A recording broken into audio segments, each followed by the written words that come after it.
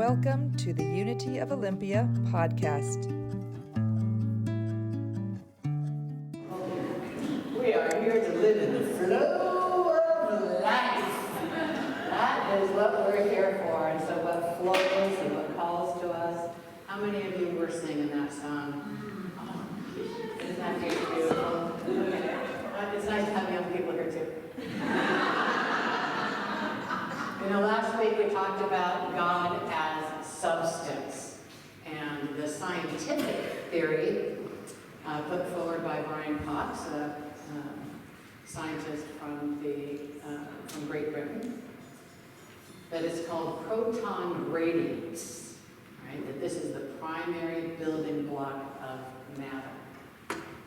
Our co-founder, Charles Fillmore, called it substance. And so, in honor of him, I'm going to call it substance. That everywhere there is this building block, and it just lives in the ethers, in the matter. It's everywhere present. Eric Butterworth gave us this definition of God. God is a sphere whose center is everywhere and whose circumference is nowhere. Meaning, it's in you, it's in me, it's in, yes, Steve, it's in me.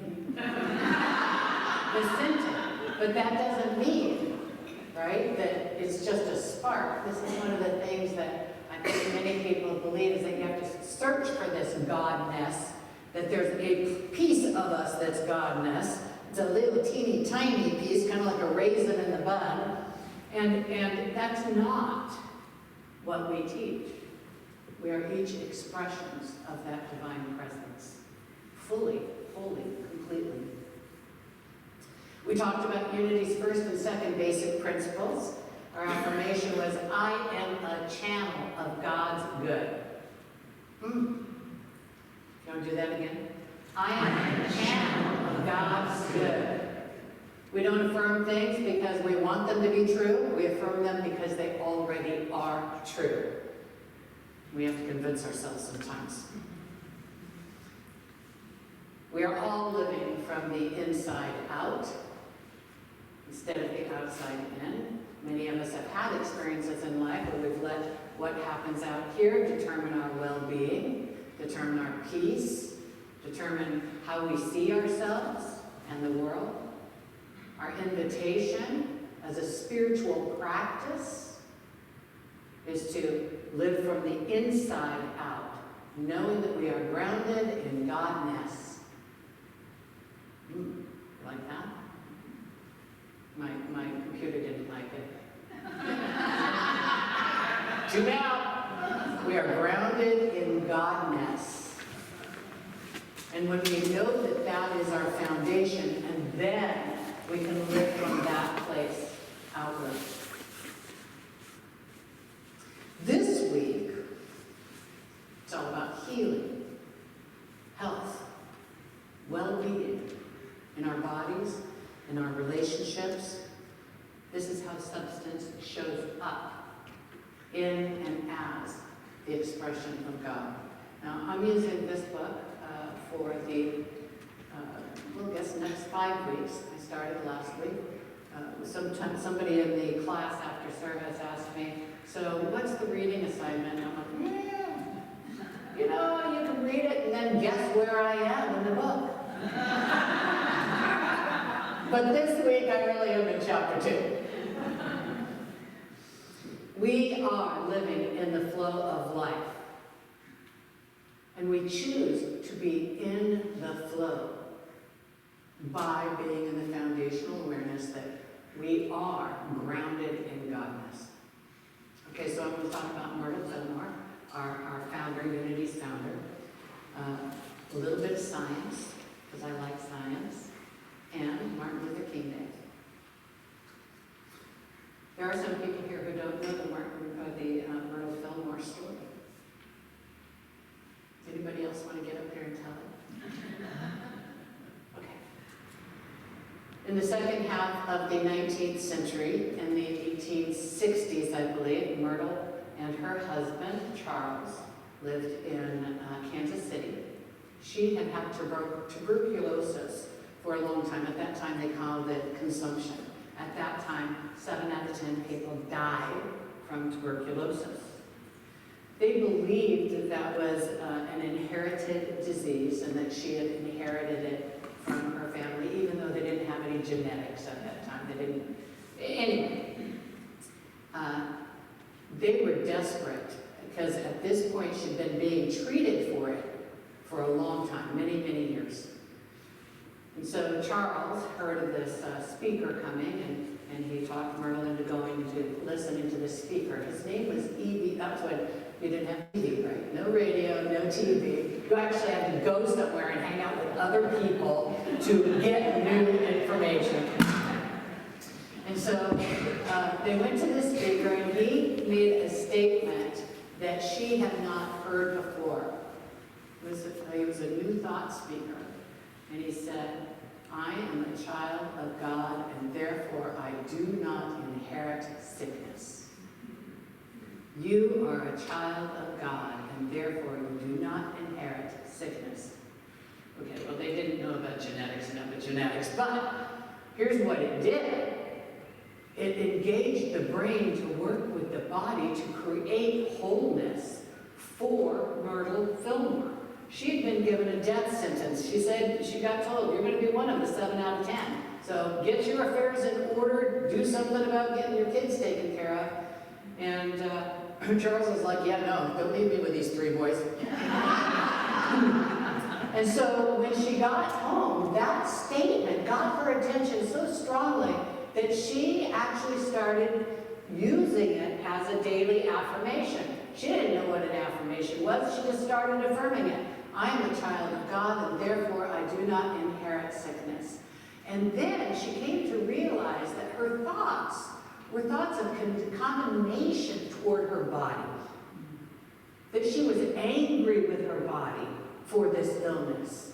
And so she started apologizing to her body for holding those thoughts of condemnation.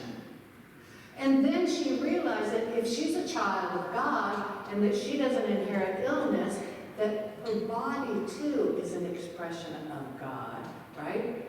The body is the temple of the Lord. And she started blessing it and seeing the light, the love, the substance of God in her body. It took 2 years of a daily practice before she was well. How many of you are willing to pray for something every day for 2 years in order to... Thank you! I saw some hands go up. And we are going to continue, right? Because it's not just about health. It's also about the health of our planet. It's about mental health. It's about all this stuff.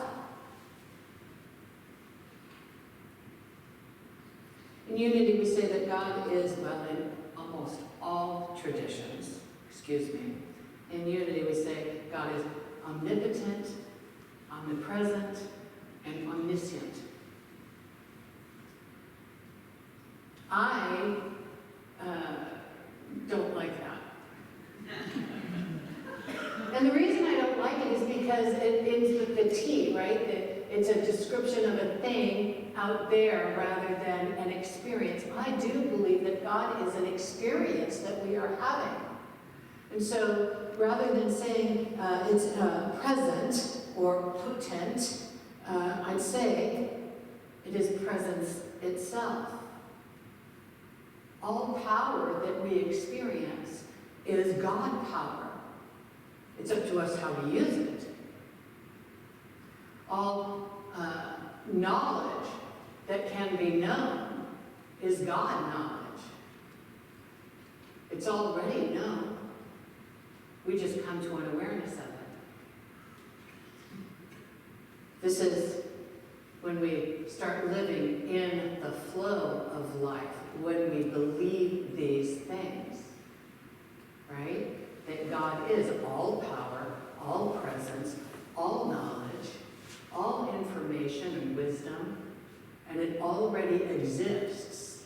And our only work is to open to that splendor that is the truth of us so that we can express it into the world to be the blessing.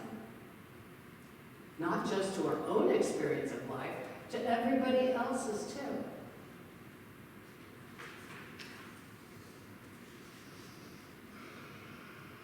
I am in the flow of life. Together. I am in the flow of life. Truth is, you can't not be.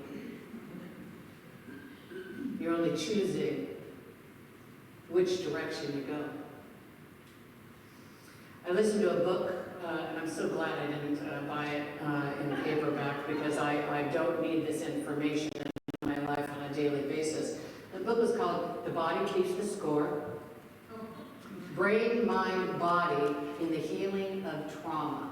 It was written by Bessel van der Kolk, doctor. It's all about this idea that trauma, unprocessed trauma, helps to create illness in our bodies. This was only written, what, 10 years ago, or maybe even less than that. I didn't write down the date here.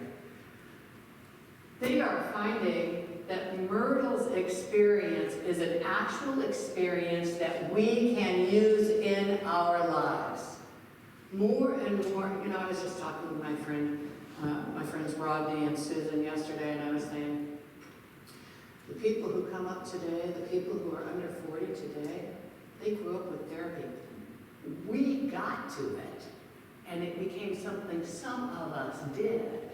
Dealing with our own traumas, becoming the welcoming guest to our inner child, the open heart that is about healing that stuff inside so that we can live life fully here and now. Whew. People under 40, they just do that. It's just part of their deal. Not all of them, of course, but a huge number compared to us, right? A huge number.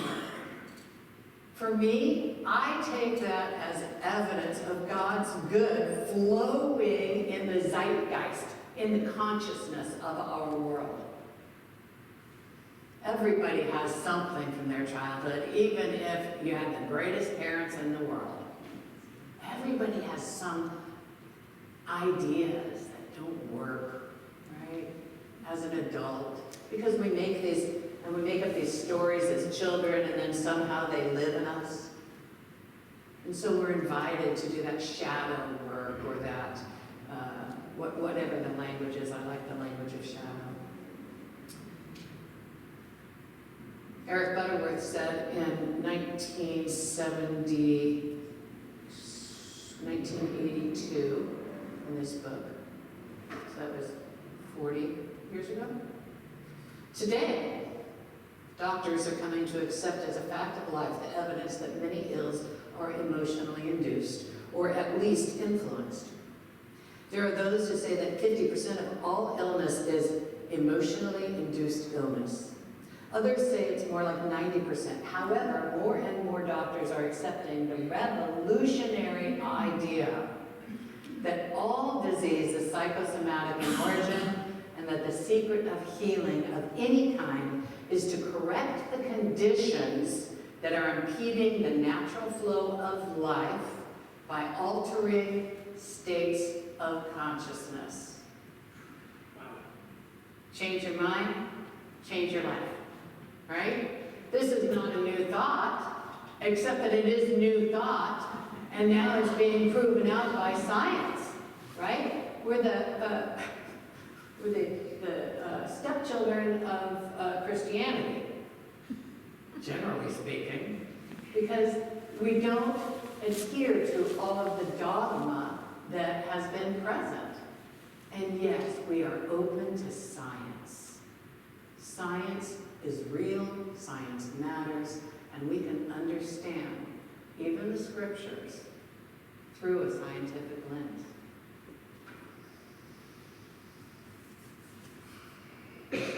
This is how substance works, right? Our thoughts impact the actual substance of our bodies.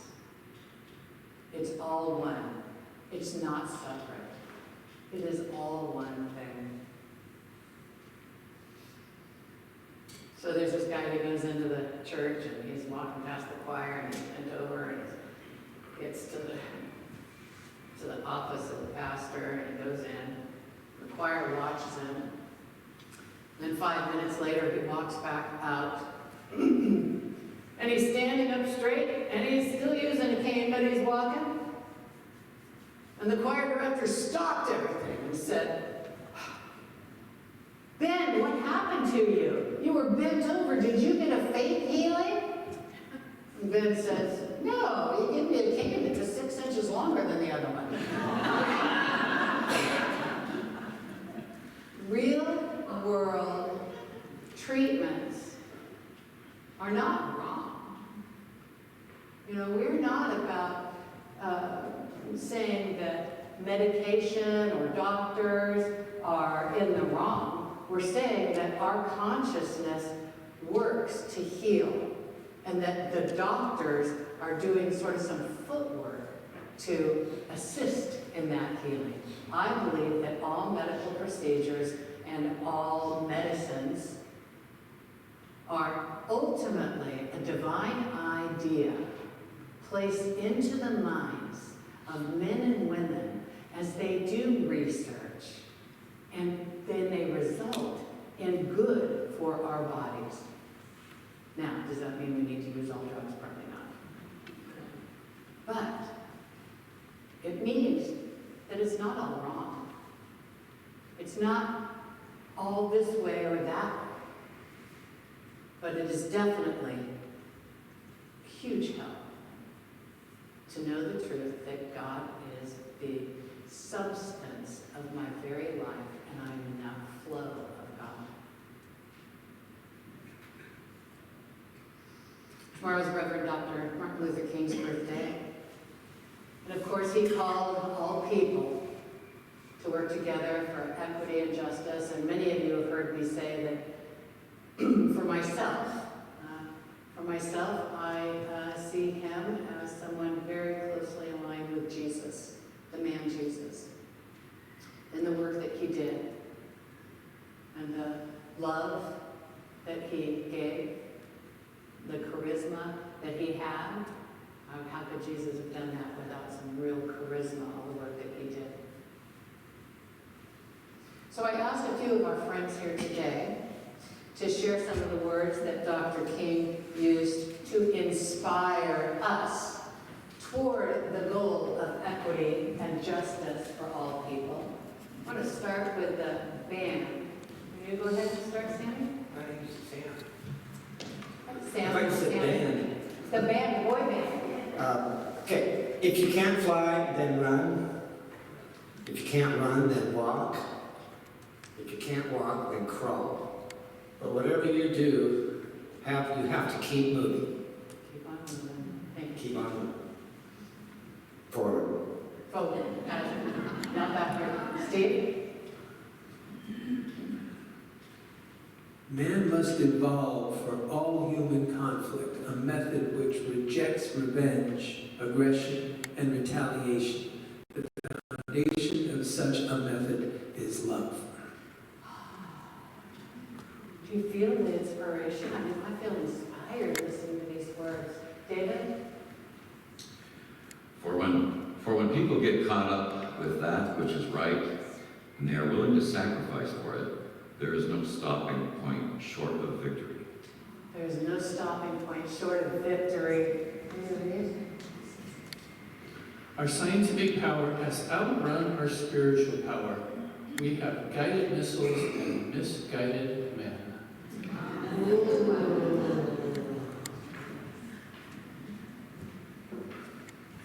Faith is taking the first step even when you don't see the whole staircase. Amen. I have decided to stick with love. Hate is too great a burden to bear. Anybody else feel a tear? Be a bush if you can't be a tree. If you can't be a highway, just be a trail. If you can't be a sun, be a star. For it isn't by size that you win or fail. Be the best of whatever you are. I love Martin Luther King. Darkness cannot drive away darkness. Only light can do that. Hate cannot drive away hate. Only love can do that. Thank you. Change does not roll in on the wheels of inevitability that comes through continuous struggle. Don't quit. Don't quit. Don't quit. Never succumb to the temptation of bitterness. So if you feel bitterness for a moment, it's only a moment. Life's most persistent and urgent question is, what are you doing for others? Want to give any more out? Do you feel, can you feel those words? All of those words, they are inspiring. The last quote I saved for myself, we've got some difficult days ahead. But it really doesn't matter with me now because I've been to the mountaintop. I've looked over and I've seen the promised land. I may not get there with you, but I want you to know tonight that we as a people will get to the promised land. This is still true. And it's still true for each and every one of us. We may not get there. We individually, or even as a group, we may not see that promised land of equity and justice. That doesn't mean we get to rest on our laurels.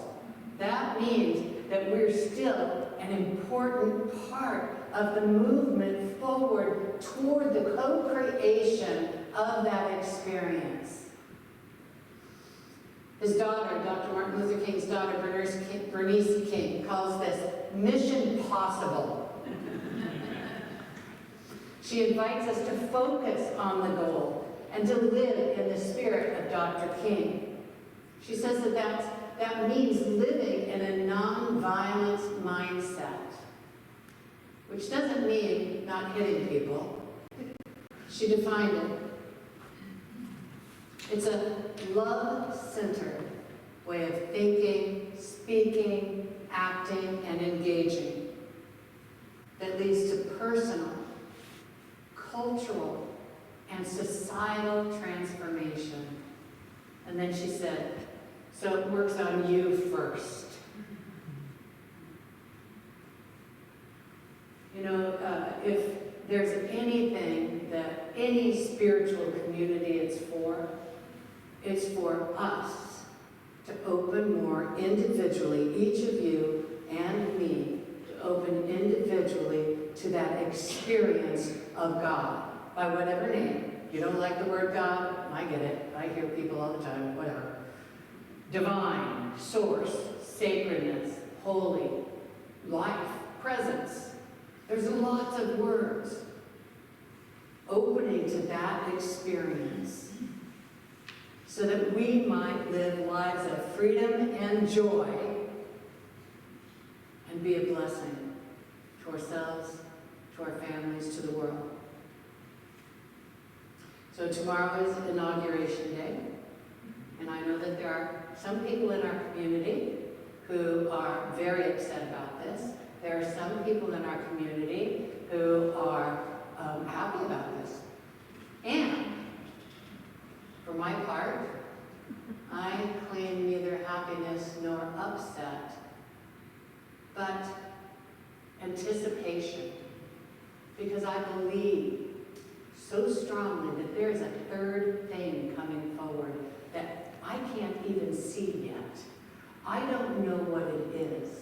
It isn't this way or that way, which is what we've got right now, but it is this third thing that serves all people. That's what we're asked to do when we're asked to keep our eyes on the goal, a third thing. Even if we don't know what it is politically, we know what it is in God.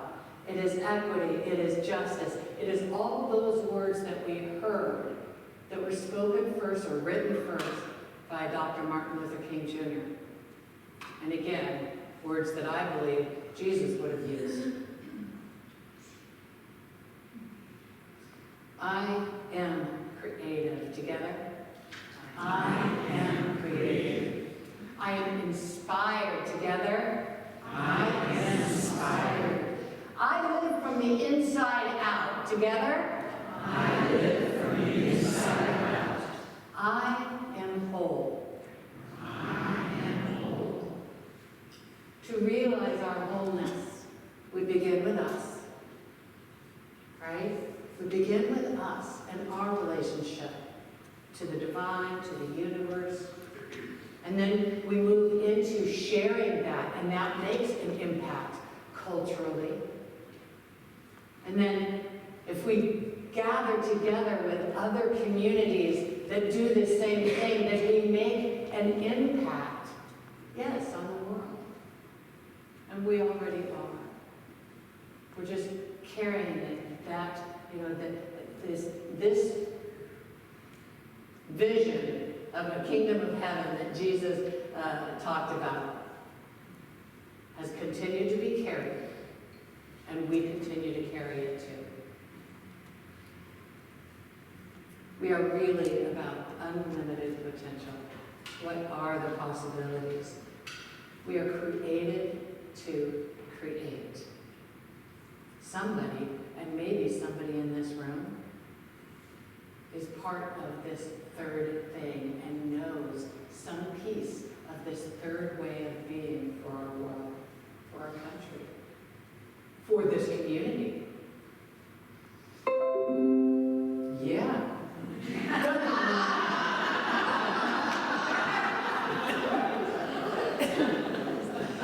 I really like the David Rich today that says, in there it had, we're moving into freedom and joy for all people. And our invitation is to move into freedom and joy so that we can live these lives of truth and invite other people into them. And that's what my invitation to each of you is. That this week, take the time, interrupt yourself many times throughout the day. I am in the flow of life. Together? I am in the flow of life. Oh God, that sounds like a dirge. Hold on. Okay, listen, you did. Okay.